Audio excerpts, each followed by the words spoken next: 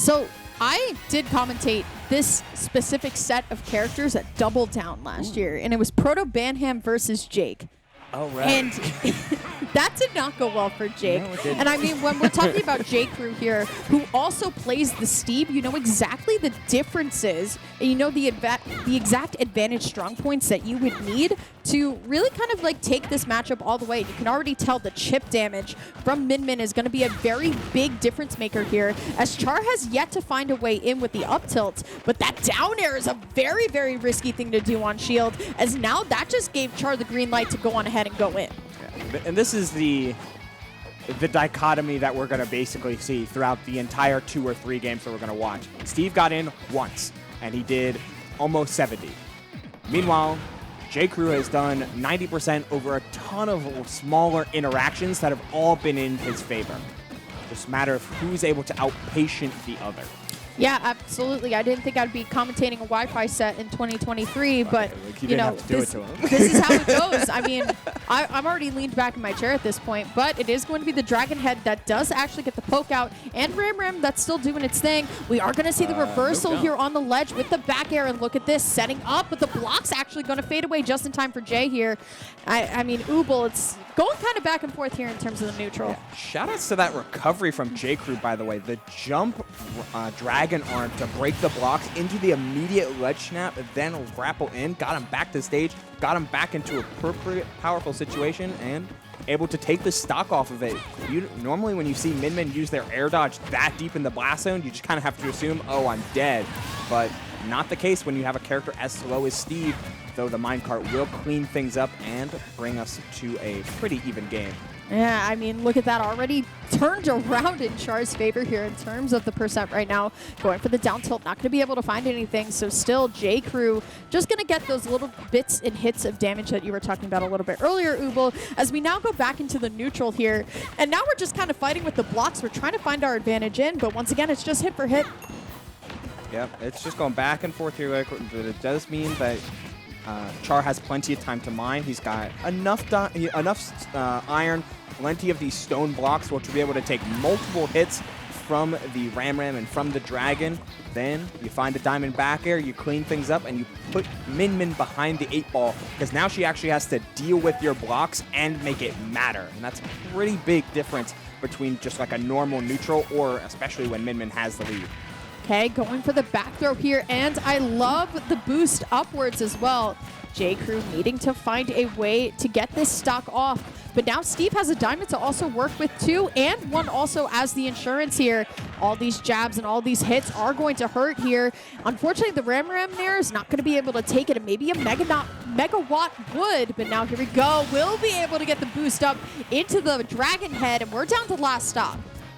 We're just watching and waiting them peck away at each other. I do enjoy how JayCrew's been using the Megawatt Arms activity to hit high and then drop it down over the blocks.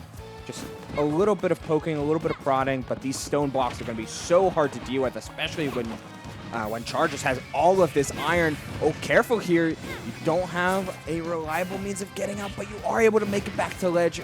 I was wondering if JayCruw was going to go a little bit further off stage there, but didn't pull the trigger. Yeah, I like the way that you mentioned that, Ooble, because I'm very surprised that JayCruw actually backed up and didn't press the advantage as much as they could have here. But now here we go. Char with another lease on life here, trying to get a minecart out, but it is going to be JayCruw just saying no here. As you were mentioning before, the Steve player loves to just kind of litter the battlefield with blocks. But look at this. I mean, JayCruw, no sweat at all. Finding the Nair in and finding the hit there on Ram. Megawatt already out here. Finds the first Megawatt Nair, and that's the only one that they need to take this game one. And I wanted to really look at how that stock started and how it ended in terms of the game. JayCruw taking that pretty solidly in a really commanding position just on the stage. You can litter the stage with blocks. You can throw out all of these minecarts that'll force Min Min to jump or short hop over it. But at the end of the day, Steve is burning through a ton of resources with no means to safely get them back. So Char kind of really stuck between a rock and a hard place, just like waiting for something to connect, waiting for something to chip JayCruw and allow them to mine for a little bit. Did not end up happening, and JayCruw buckled down, took that game, took took their mentality and let it ride throughout the entirety of that game, despite dropping a ton of stocks first. Yeah, absolutely.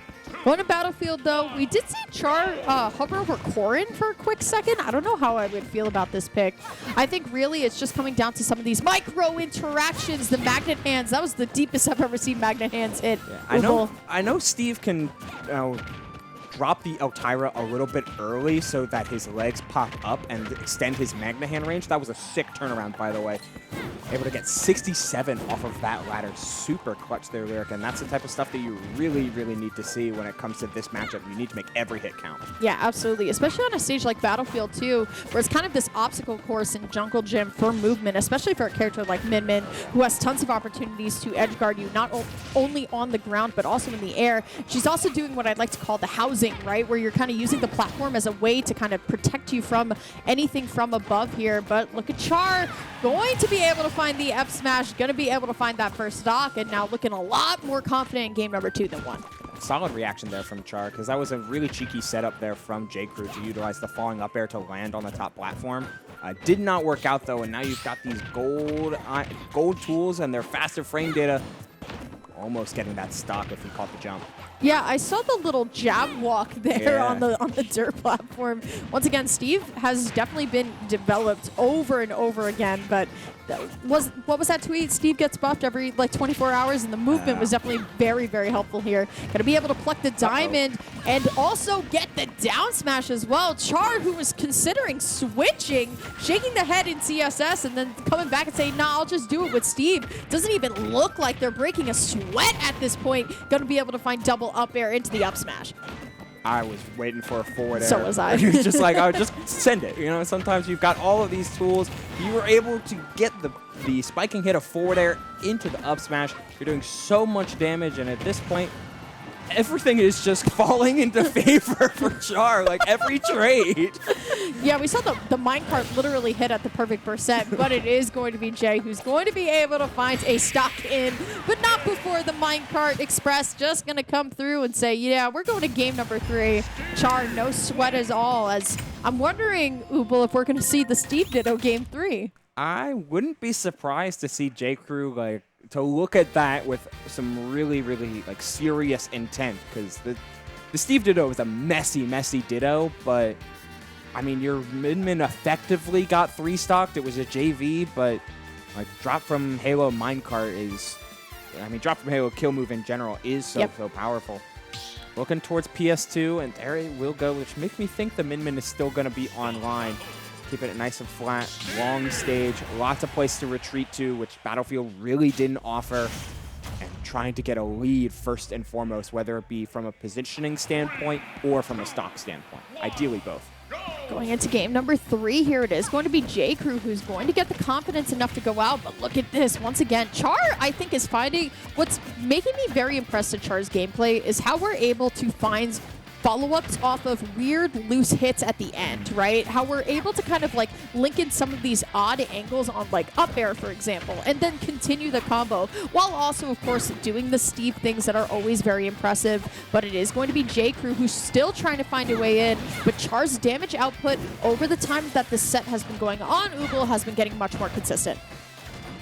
Yeah, we've seen this 90%. You catch the minecart with the up smash. Not enough time to put a little bit of charge on that Lyric, but I thought there was an air dodge. Yeah, but me too. Wow, that up smash, because Min Min's nair is so wide, the up smash did find the scoop despite Min Min's body being on the back where there is no scoop hitbox. Really unfortunate there from JayCruw, and great tech, though. My goodness. Once again. Life-saving tech. Yeah, absolutely. And you can both tell that both players wanted their hits off of it. But once again, Min Min going to be able to find the Dragon's Laser. That does get the stock here.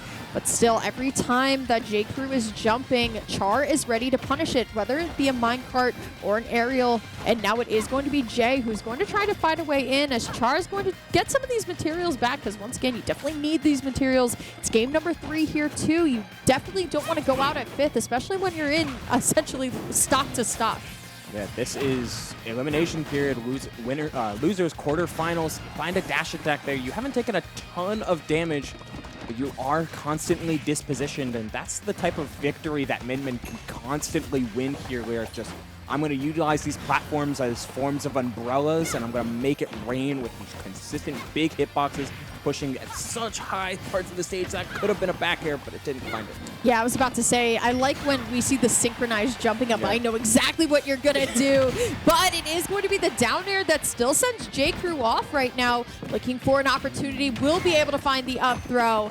JayCruw on their last stock here as Char has the insurance diamond alongside the diamond tools Ubel. It's looking kind of tough for JayCruw unless they're able to get this stock right now, and we're going down to game 3 last stock. Power Dragon matters so much here, Lyric, because that stock was massive, and Steve's really bad double jump allows for Min to get a huge range on that, but we may see an edge guard here. We're going to see a drop. Not even going to see any attempt at just like a lingering hitbox to hit you out of the tether.